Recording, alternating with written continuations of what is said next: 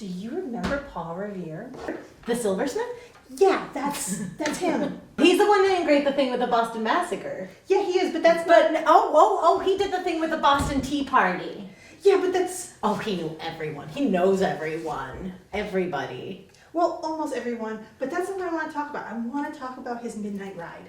Okay. It all started on the afternoon of April 18th, 1775, when a stable boy burst in to Mr. Revere's house. The regulars are getting ready to march. They're getting ready to march. He'd heard it from a groom, who'd heard it from a stable boy, who had overheard the whisperings, and that tomorrow there was going to be hell to pay. Oh, no. Well, Mr. Revere, he grabbed his hat and he ran straight to Dr. Warren's house. And Dr. Warren, well, he sent for a letter to one of his spies. Margaret Gage, General Gage's wife. We don't know that. Oh, But we heavily suspect she was born in the colonies and sent away after. They never reconciled. But we don't know. We heavily suspect. Anyway, Dr. Warren got the letter back. Yes, the regulars were about to march, and they were going to march to Concord and to Lexington, and they were going to arrest John Hancock and John Adams. Wait, what path did the regulars take? They had a signal at the top of North Church. They'd light one lantern if the redcoats were coming by land, and two lanterns if they were coming by sea. But wasn't the minister of the Church a loyalist? Yes, but it's nothing that a little bit of sneaking around can't solve. Anyway, two lanterns were lit that night. I heard that he forgot his silver spurs and then he sent his dog over to fetch them. That's just a legend. Oh, but that was such a good boy. Revere had to cross the Charles River. The moon was just rising, and it was a full moon, so much light. And there, looming but before him, was the HMS Somerset, fully manned. Oh, So each row of that oar sounded like thunder. by luck or providence, they made it past. Yes. And once ashore, he begged for a horse, and he was given Brown Beauty. Fast and smart, best horse this side of the Atlantic. Oh, I can just hear it. Ba-da-boom, ba-da-boom. The horse beating to the drums of war. But then, two regulars were right there on the road in front of him. Brown Betty wheeled around faster than the wind, and the one regular left the road, but he sunk in the mud. Oh, that horse left him in the dust. Revere took the long path through Medford, spreading the alarm as he went, knocking on people's doors. He had to keep it quiet. By midnight, the weary Revere skidded into Reverend Clark's house inside Lexington.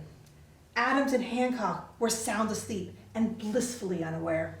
Did they get up and run? Oh, of course not. They started arguing about the most prudent action to take. Oh, of course they did. Sounds about right. Well, Revere couldn't stick around, so he got back on the road, and he was joined by Dawes, who had finally got here from Boston. Oh, thank God. And they took off to go to Concord. And on the way, they run into Mr. Dr. Prescott, who was out courting. And they all started going to Concord together. But that's when the redcoats caught up with them. Not the same ones, but different ones. And they held them at gunpoint, and they started putting them into the field. And a very smart Dr. Prescott, he jumped that fence and he went on to Concord to warn the people. Revere wasn't so lucky. Oh, no. He was captured. Did he lie to them? How did he get out? Revere, as boldly as one could, told him exactly what was going on and told them that they were in danger. And just then, they started hearing gunshots, which were our warning shots, and all the alarm bells going on and on and on, and it spooked the regulars. They took his horse, though. What? They took his horse Oh.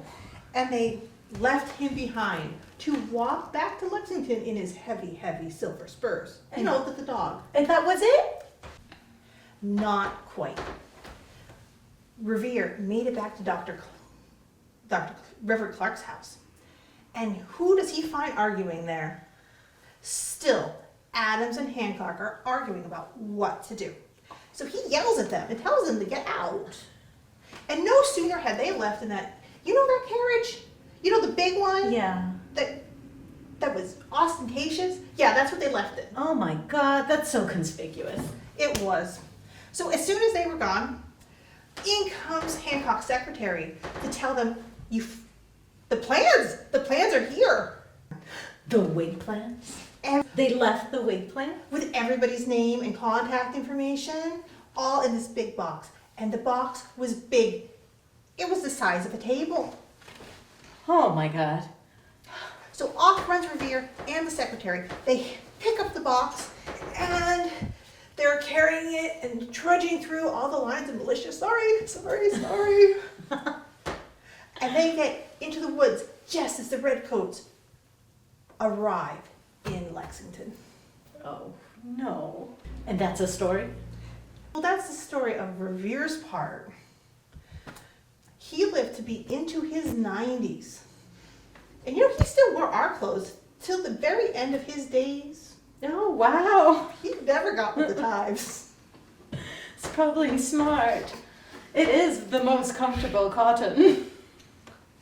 Mr. Revere. To